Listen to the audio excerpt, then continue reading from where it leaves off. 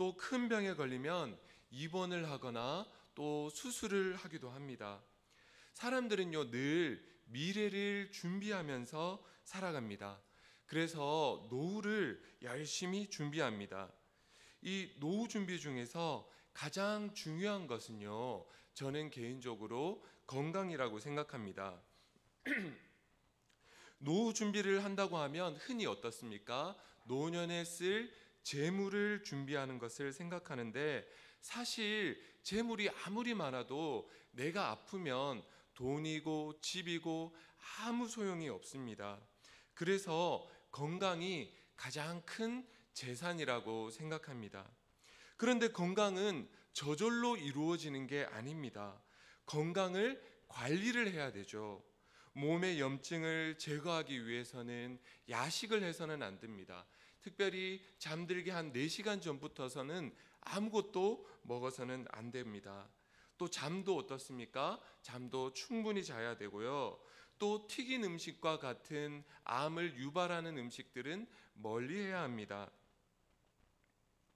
그 중에서도 운동을 열심히 해야 건강을 유지할 수가 있습니다. 나이를 먹고 운동을 안 하면 어떻게 됩니까? 이유 없이 계속 아프게 됩니다. 운동을 안 하면 불면증에 시달리게 된다라는 것이죠. 그런데 여기서요, 한국 노인들과 일본 노인들의 차이가 확 납니다.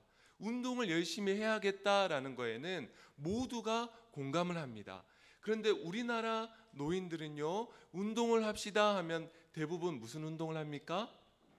걷는 운동을 하잖아요. 10명 중에 9명은 운동합시다 하면 다 걷는 운동을 합니다. 근데 일본 노인들은요, 운동을 합시다 하면 10명 중에 9명은 다 무슨 운동을 할까요? 근력 운동을 합니다. 근육 운동을 한다라는 것이죠. 이것이 한국 노인들과 일본 노인들의 차이라고 할 수가 있습니다. 저는 개인적으로 일본 노인들의 이 근력 운동이 더 좋은 선택이라고 생각합니다. 왜 그러냐 하면 나이가 들면 어떻습니까? 하체의 근육들이 싹 다 빠져버리고 맙니다. 근육이 빠지면은 어떻게 되나요? 잘 못 걷게 되고, 잘 못 걸으면 잘 넘어지게 되고, 잘 넘어지면 뼈가 부러지게 됩니다. 뼈가 부러지면 그 다음부터는 뼈가 잘 붙거나 회복이 되지 않아서 어떻게 지내게 되나요? 죽기 전까지 계속 누워서 지내야 됩니다. 한 3일만 누워서 지내보십시오. 안 아프던 것도 다 아프고 머리도 아프고 안 아픈 데가 없습니다. 그만큼 누워서 지내는 것은 힘든 일입니다. 특별히 고통의 역치라는 관점에서 이 운동을 생각해 보겠습니다. 방금 전에 제가 독감을 말씀드렸는데요. 이 얼마나 아픕니까?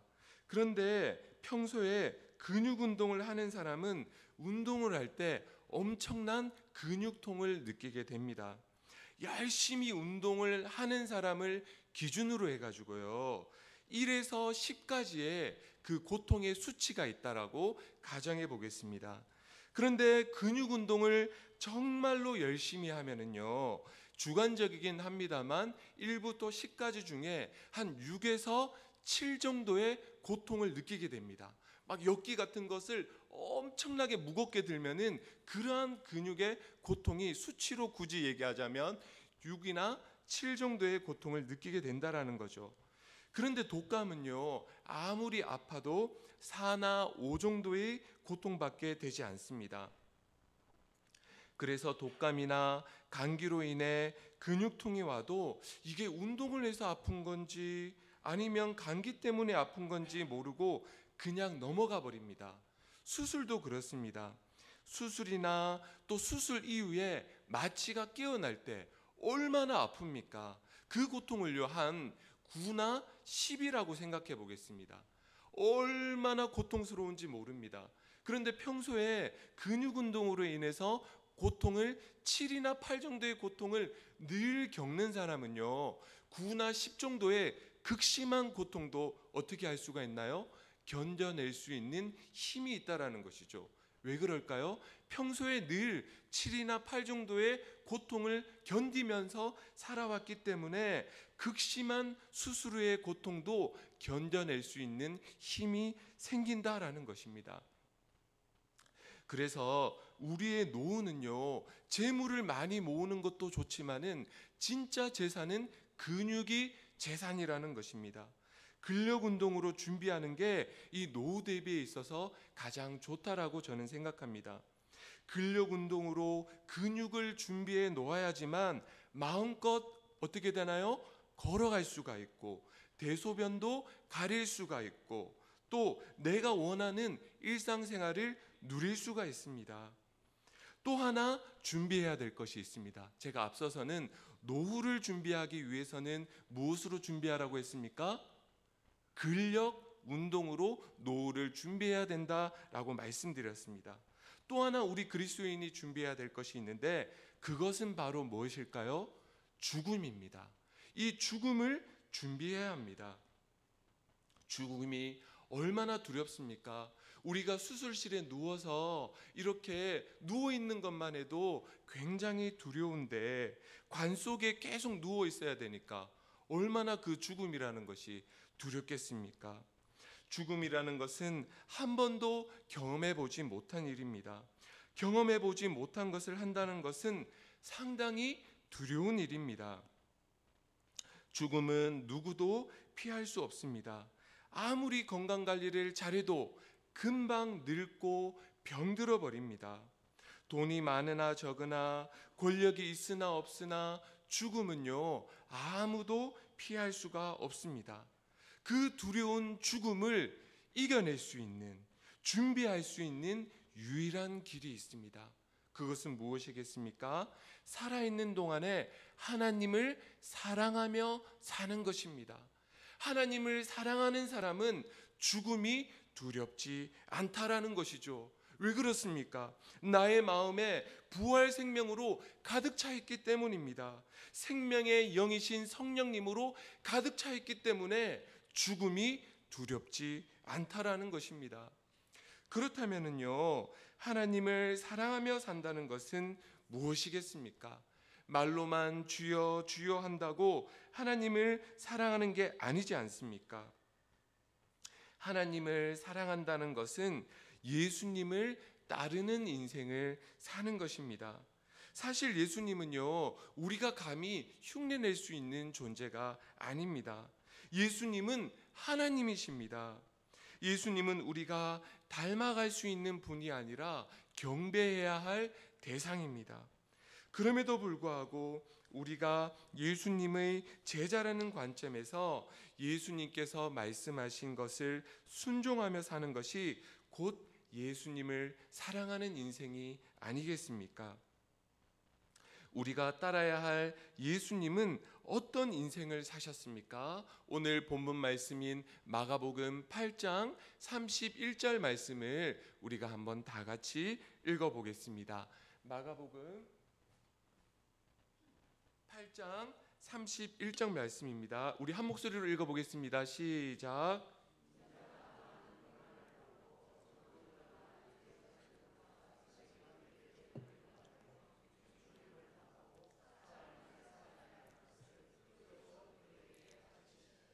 인자는 누구시죠? 예수님입니다. 예수님이 많은 고생을 당하고 또 버림을 당하고 죽임을 당하셨다. 이것이 바로 예수님의 인생입니다. 꽃길만 걷길 원하는 것은 그리스도인의 자세가 아닙니다. 물론 하나님은 모든 것을 합하여 선을 이루어 주십니다. 그러나 그 모든 것에는요, 좋은 것뿐만이 아니라 나쁜 일도 다 포함이 된다라는 것이죠. 예수님의 제자인 우리는 예수님이 이 땅에서 사셨던 삶의 내용을 잘 기억하면서 살아야 합니다. 예수님이 사셨던 그 인생을 잊어버린다면 왜 나만 이런 고통을 겪습니까? 라고 불평하는 인생을 살게 될 것입니다. 예수님은 많은 고생을 당했다고 말씀하셨습니다. 예수님의 제자들도 마찬가지입니다. 천수를 누리며 편안하게 살다 간 사람은 아무도 없습니다. 전부 다 헐벗고 고통당하고 죽임을 당했습니다. 그러나 예수님의 제자들은 마음의 복을 받았습니다. 겉으로 보기엔 불행해 보였지만 마음에는 평화와 기쁨과 자유가 가득했다라는 것이죠. 성도님들 꼭 기억하시길 바랍니다. 하나님이 주시는 복은 어떤 복입니까? 마음의 복이라는 것입니다. 그 사람에게 마음의 복을 주셔서 사람들이 보기엔 불행해 보일지 모르지만 그 사람은 평화와 기쁨과 자유의 그 마음의 복을 누리면서 살게 되는 것입니다. 예수님은 많은 고생을 하셨다고 말씀하셨습니다. 예수님의 제자들도 그러한 인생을 살았다라는 것이죠. 반대로 로마 황제의 삶은 겉으로는 화려했습니다. 모두가 부러워하는 삶이었습니다. 금덩어리로 온 집을 도배했습니다. 그러나 속은 풍요롭지 못했습니다. 불안했고 외로웠고 언제 누가 나를 넘볼지 모르는 그러한 괴로운 마음이었습니다. 하나님이 주시는 벌은요, 마음의 벌이라는 것이죠. 우리는 무엇을 선택해야 하겠습니까? 세상의 빛은 가짜 빛입니다. 아무리 화려해 보여도 마음은 불행합니다. 기쁨의 근원이신 하나님을 떠났는데 무슨 행복이 있을 수가 있겠습니까? 하지만 제자의 길은 겉으로 보기엔 불행해 보일지 몰라도 마음에는 기쁨과 평안이 넘쳐났다라는 것이죠. 제자의 길을 간다라고 해서 손해볼 것이 하나도 없습니다. 사람들이 못 보는 마음의 복을 누리며 사는 것이 제자의 길이기 때문입니다. 어느 딸이요, 희귀병에 걸렸는데 그 병을 치료하려면 무려 46억 원이나 되는 치료제가 그것을 구해야만 했습니다. 일반 서민이 그런 돈이 어디에 있겠습니까? 이 딸의 아버지는 딸의 병을 고쳐주려고 서울에서 부산까지 걸어다니면서 모금을 했습니다. 우리가 이 땅을 살아가면서 남한테 가장 말하기 힘든 게 뭘까요? 돈 좀 도와달라고 하는 것, 그게 제일 힘들지 않겠습니까? 얼마나 수치스럽고 얼마나 자존심이 상하겠습니까? 그러나 아버지는 자신의 딸을 위해서 현재까지 13억 7천만 원이라는 돈을 모금했다고 뉴스에서 보았습니다. 이 기사를 보며 하나님이 생각이 났습니다. 우리를 죽음에서 살리기 위해 자신의 하나밖에 없는 외아들 예수님을 우리에게 내어주셨습니다. 그것도 그냥 내어주신 게 아니라 많은 고난과 사람들의 버림과 죽음의 길에 하나님께서 예수님을 내어놓으셨다라는 것이죠. 그 크신 하나님의 사랑을 생각한다면 우리는 자신의 신세 타령에 빠져서는 안 됩니다. 원망하고 불평하는 것은 말이 안 되는 일입니다. 하나님의 은혜를 기억하지 않고 자기 힘으로 살기 때문에 걱정하고 염려하는 것입니다. 하나님의 은혜를 기억하는 사람은 오직 감사와 찬양만이 있을 따름입니다. 신앙은요, 기억하는 것입니다. 무엇을 기억합니까? 독생자까지도 내어주신 하나님의 사랑을 잊지 않고 기억하는 것이 바로 신앙입니다. 신앙은 이렇게 하나님의 사랑을 기억하면서 살아가는 것인데 우리는 자꾸 하나님의 사랑을 잊어버리며 산다는 것이 문제입니다. 세상살이에 파묻혀서 하나님의 사랑을 기억하기보다는 지금 당장 내 눈앞에 벌어진 문제에만 내 온 정신이 팔려 있다라는 것이죠. 제가 예를 들어서 암에 걸렸다고 상상을 해보겠습니다. 진짜로 암에 걸린 게 아니라 가정을 해보겠습니다. 제가 만약 암에 걸렸습니다. 암에 걸리면 어떻게 되겠습니까? 암 수술을 해야 되고 항암 치료도 받아야 되지 않겠습니까? 항암 치료를 받는 사람들의 얘기를 들어보면 계속 멀미를 하는 것 같답니다. 24시간 몇 달 동안 계속 멀미를 하는 것 같답니다. 얼마나 괴롭겠습니까?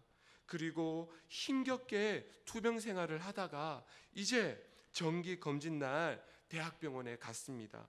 이제 검사 결과를 교수님께서 딱 보시면 무슨 말을 하실까 마음이 두근두근 하지 않겠습니까?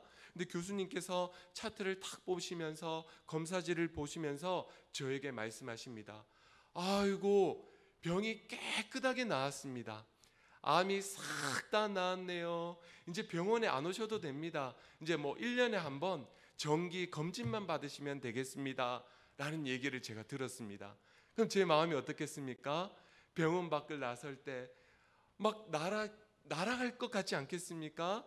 막 세상이 다 노래하는 것 같지 않겠습니까? 춤추는 것 같지 않겠습니까? 마음이 너무나도 기쁘고 하늘도 예뻐 보이고 사람들도 다 예뻐 보입니다. 그런데 반대의 경우도 있다라는 것이죠. 이제 검사를 딱 하려고 했는데 의사 선생님께서 검사를 딱 보시면서 결과가 안 좋네요. 암이 다 퍼졌습니다. 수술 날짜를 또 받으셔야 될 것 같습니다. 예, 그렇게 마음의 준비를 하십시오. 그 얘기를 제가 한번 탁 들었다라고 생각해 보십시오. 그 얘기를 듣고 병원 밖을 나갈 때 마음이 어떻겠습니까? 그냥 걷다가 주저앉을 것 같습니다. 주저앉아서 펑펑 울 것 같습니다. 하나님, 또 수술해야 됩니까? 하면서 너무너무 슬프게 울 것입니다. 이것이 바로 오늘 우리의 모습이라는 것이죠. 하지만 우리는요, 어떠한 사람들입니까? 바로 그리스도인이라는 것입니다. 그리스도인은 하나님의 말씀을 기억하면서 살아야 될 존재가 바로 그리스도인이라는 것입니다. 교수님의 말씀에 따라서 기분이 좋았다가 혹은 기분이 안 좋았다가 해서는 안 된다라는 것입니다. 이 고통스러운 현실보다는 하나님의 말씀이 나의 진정한 현실이 되어야 된다라는 것이죠. 내가 너와 함께 하겠다. 내가 너를 도와주겠다. 내가 너를 치료해 주겠다. 내가 너와 함께 있겠다라는 말씀이 내 가슴 속에 꽉 차 있어야 된다라는 것입니다. 이것이 바로 신앙인의 자세다라는 것이죠. 현실을 도피하라는 게 아니라 믿음으로, 말씀으로 현실을 이겨내라는 말씀입니다. 하나님의 말씀, 두려워하지 말라는 이 말씀은 선택적으로 두려워하지 말라는 게 아니다라는 것이죠. 그것이 질병이든 그것이 암수술이든 인간관계든 직장이든 물질 문제든 자식 문제든 그 어떤 일 앞에서도 하나님의 말씀을 기억하면서 두려워하지 않는 것이 바로 그리스도인의 자세라는 것입니다. 어떠한 냉혹한 현실 앞에서도 하나님의 말씀을 잊지 않고 기억하면서 살아가는 것이 바로 성령 충만한 삶이라고 할 수가 있습니다. 지금 내 가슴 속에 무엇으로 가득 차 있습니까? 걱정이 있습니까? 근심이 있습니까? 두려움이 있습니까? 그것은요, 시간이 지나면 다 해결될 문제들입니다. 우리가 어렸을 때를 한번 생각해 보시길 바랍니다. 초등학교 저학년 때 우리가 구구단 때문에 얼마나 스트레스를 많이 받았습니까? 받아쓰기 때문에 얼마나 스트레스를 받았습니까? 저도 초등학교 1학년 때 받아쓰기를 많이 틀려서 나머지 공부를 했어요. 아이들은 다 집에 가고 없는데 저 혼자만 학교에 남아서 이 공부를 받아쓰기 공부를 하는데 너무너무 마음이 힘들더라고요. 또 방학 때는 어떻습니까? 방학 숙제가 밀리고 일기가 밀려서 얼마나 선생님한테 혼날까 봐 걱정을 많이 했습니까? 그러나 그게 지금 우리들에게, 어른들에게 걱정할 일입니까? 걱정도 아닌 것들입니다. 그렇습니다. 지금 우리가 하는 걱정거리들도 다 우리가 어렸을 때 했던 그런 걱정과 맥락을 같이 한다라는 것입니다. 중요한 것은 지금 내 앞에 문제가 있느냐 없느냐, 그것이 중요한 것이 아니라 내가 너를 도와주리라는 하나님의 말씀을 내가 기억하고 잊지 않고 살아가느냐, 이것이 진짜로 중요하다라는 것이죠. 예수님께서 무리와 제자들에게 말씀하셨습니다. 마가복음 8장 34절 말씀을 우리 한번 한 목소리로 읽어보겠습니다. 시작.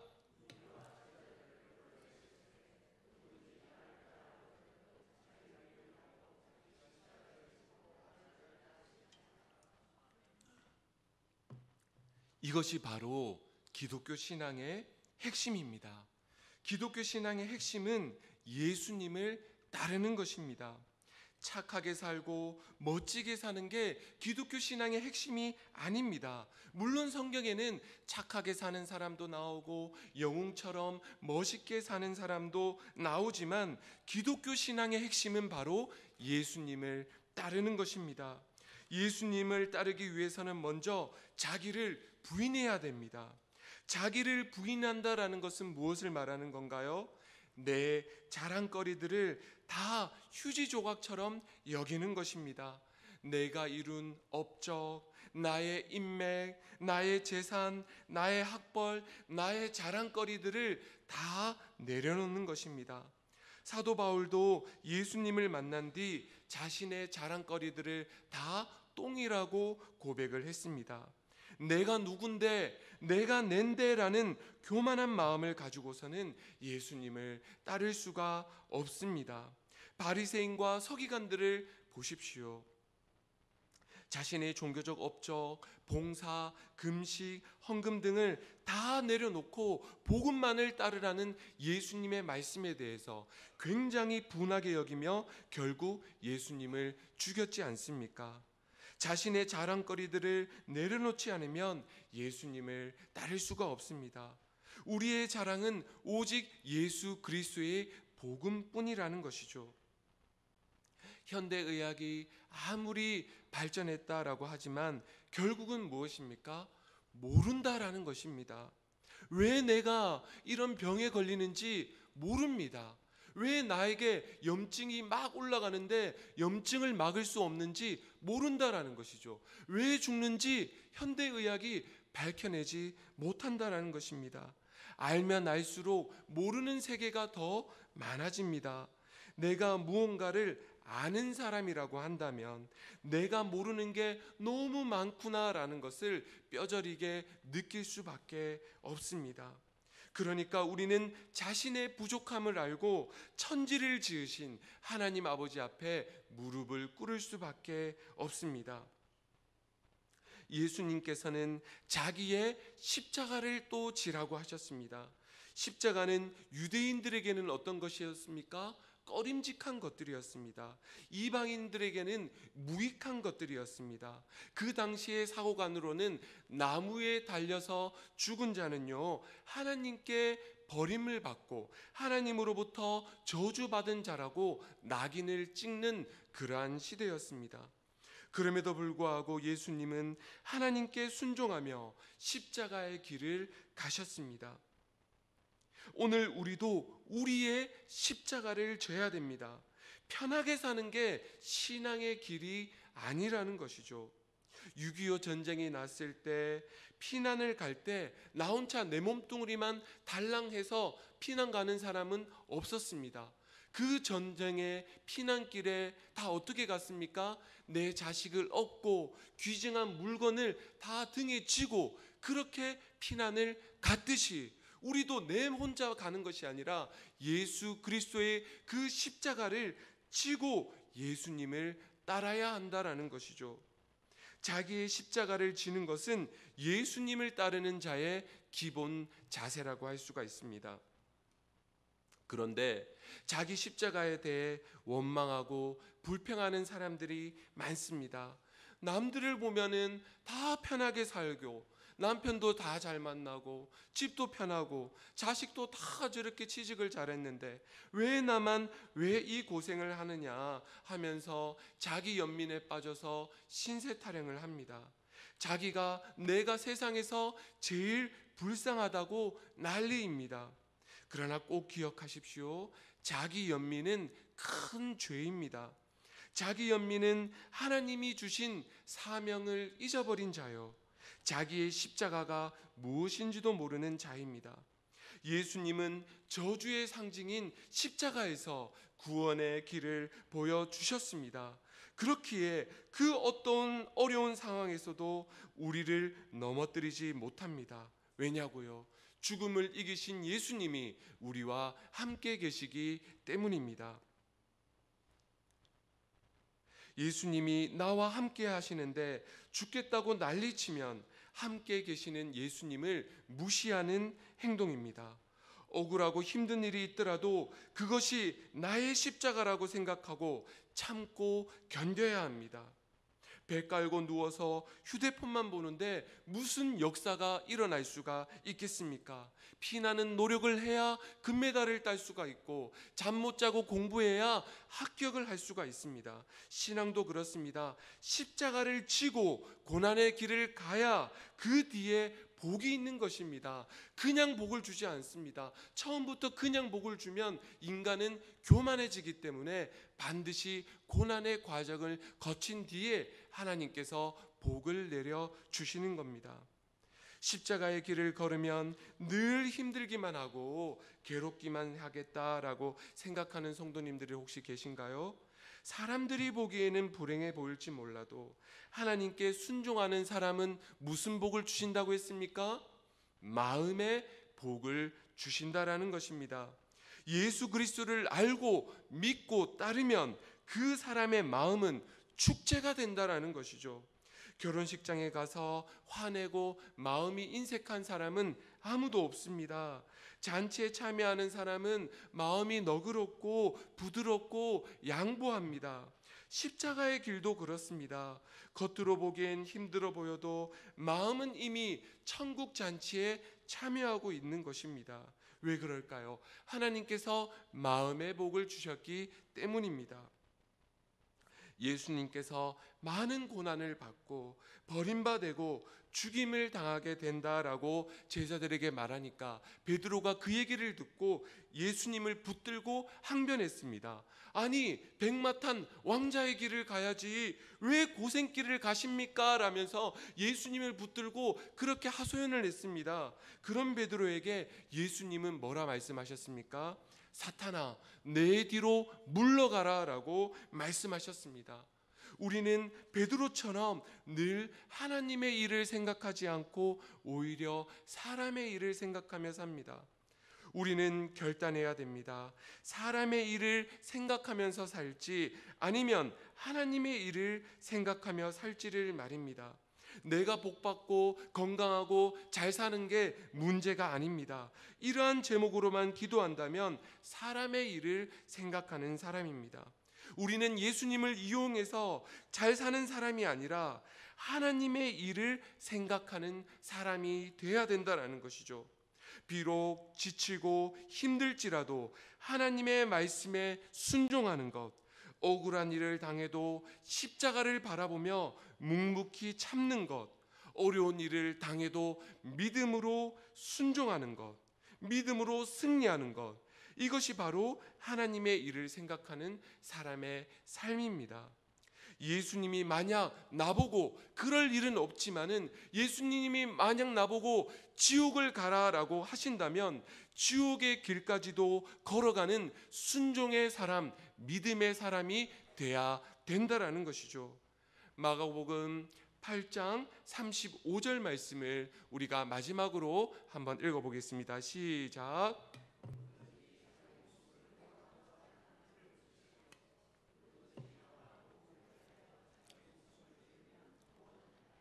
아멘. 우리는 어떻습니까? 내 목숨을 살려달라고 기도합니다.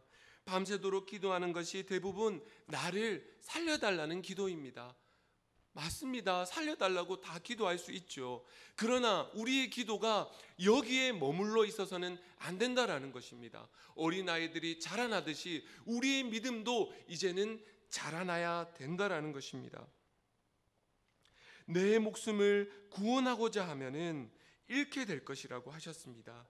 하지만 우리 주님과 복음을 위하여 자기 목숨을 내어놓는 자가 된다면 그는 구원을 얻게 될 것이라고 말씀하셨습니다.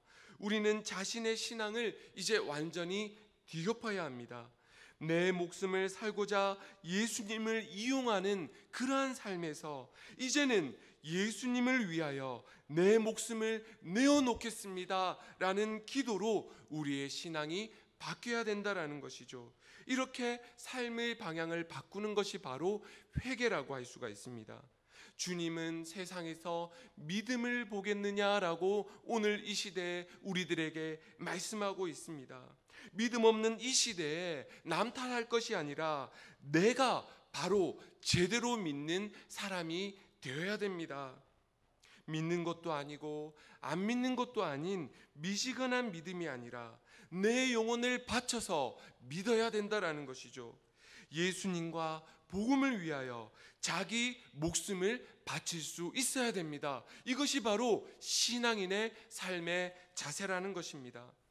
성도님들, 왜 나만 이런 서름과 이런 질병과 이런 아픔을 계속 겪게 되냐고 원망하지 마십시오.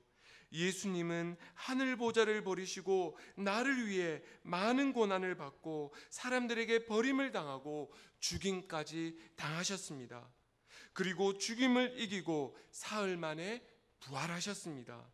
우리도 현재는 고난이지만 이 고난을 참고 견디면 반드시 무엇이 기다리고 있습니까? 부활의 영광이 기다리고 있습니다. 이 사실을 꼭 기억하시면서 사시길 바랍니다.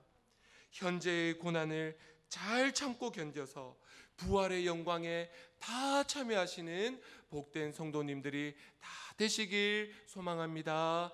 아멘. 하나님 아버지, 예수님께서 가신 십자가의 길을 가길 원합니다. 십자가의 길에서 원망하고 짜증내고 두려워하는 자가 되지 말게 하옵소서. 십자가의 길에서 우리 주님을 바라보며 참고 견디고 인내하여 마침내 부활의 영광에 참여할 수 있는 우리 모두가 될 수 있도록 은혜 베풀어 주시옵소서. 예수님의 이름으로 기도드립니다. 아멘.